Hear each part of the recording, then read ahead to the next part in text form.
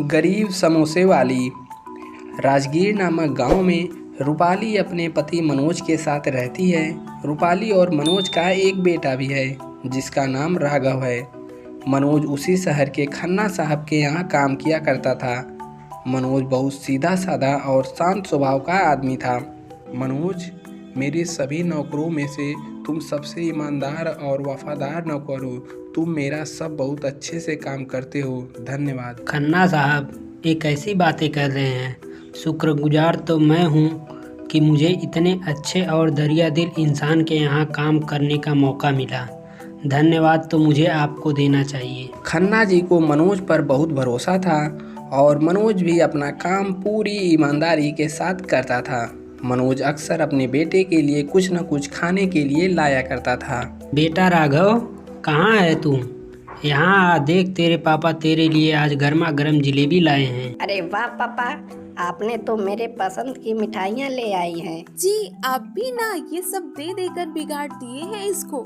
घर का खाना तो इसके गले उतरता ही नहीं है जल्दी, लेकिन बाहर की चीजें चाहे जितना दे दो। इस तरह से वह तीनों बहुत खुशी खुशी रहते थे। रूपाली देवी माँ की बहुत बड़ी भक्त होती है जो रोज पहले देवी माँ की पूजा करती है और हर सोमवार को गांव के देवी माँ के मंदिर जाकर समोसे बनाकर उसका भोग लगाती है, जो प्रसाद के तौर पर सभी भक्तों में बांटा जाता है और सभी को उसके हाथ के बने समोसे बहुत पसंद आते हैं। बेटा रूपाली, तुम्हारे हाथ के समोसे सभी को बहुत पसंद आए। तुम हर हफ्ते इतना सारा समोसा का प्रसाद देती हो सभी को बना करके।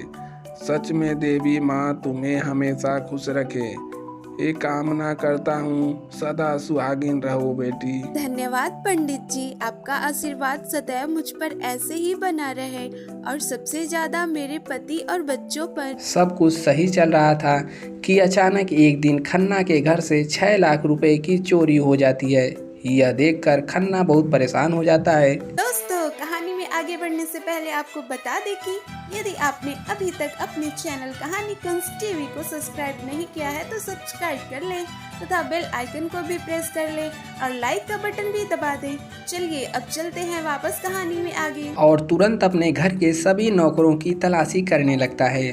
तभी मनोज के झोले में 2 लाख रुपए मिलते हैं, जिसे देखकर खन्ना को बहुत गुस्सा आता है और अरे मनोज, तुमने मेरे पैसे चुराए।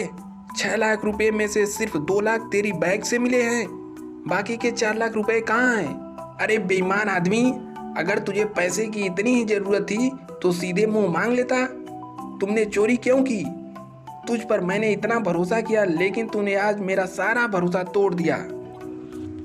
खन्ना साहब, आप मेरा यकीन करिए, देवी माता की कसम, मैंने कोई चोरी नहीं की। मुझे नहीं पता कि ये पैसे मेरे बैग में कैसे आ गए। सच में मुझ पर भरोसा कीजिए खन्ना साहब, मैं आपके सामने हाथ जोड़ता हूँ। बेटा, अब तो तुझे सजा मिलकर रहेगी। जब तू जेल जाएगा ना, तब मेरे 4 लाख रुपए भी तेरे पास से ही निकल जाएंगे। तू रुक अभी, तुझे मैं कहीं का नहीं छोड़ूंगा। खन्ना तुरंत फोन करके पुलिस को बुलाता है और पुलिस बेकसूर मनोज को गिरफ्तार कर लेती है और जेल में बंद कर देती है। जब रूपाली को इस सब के बारे में पता चलता है तो वह तुरंत पुलिस स्टेशन जाती है। जी आप बिल्कुल चिंता मत करिए, आप बेकसूर हैं और ये बात मैं और देवी माँ भली भांति जानते हैं। मैं पूरी कोशिश करूँगी आपको बाहर निकालने की। रूपाली, अब कुछ नहीं हो सकता है। तुम राघव का ध्यान रखो। मेरी गलती क्या थी? मैंने तो हमेशा से ईमानदारी से काम किया और इसका ये सिला दिया मेरी किस्मत ने। इसके बाद रूपाली मंदिर जाकर माता रानी से प्रार्थना करती है।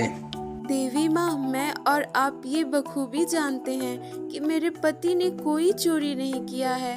मुझे अपने पति को निर्दोष साबित करने में आपकी मदद चाहिए माता रानी।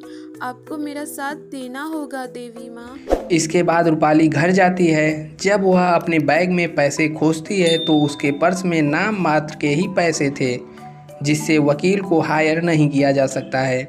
यह सोचकर वह बोली, हे माँ, वकील को हायर करने के लिए मेरे पास पैसे नहीं हैं। इतने पैसे कहाँ से लाऊं माँ? तभी वहाँ राघव अपना गोलक लेकर के आता है और अपनी माँ से बोला, माँ, ये लो मेरा गोलक, आप इन पैसों से पापा को घर ले आओ।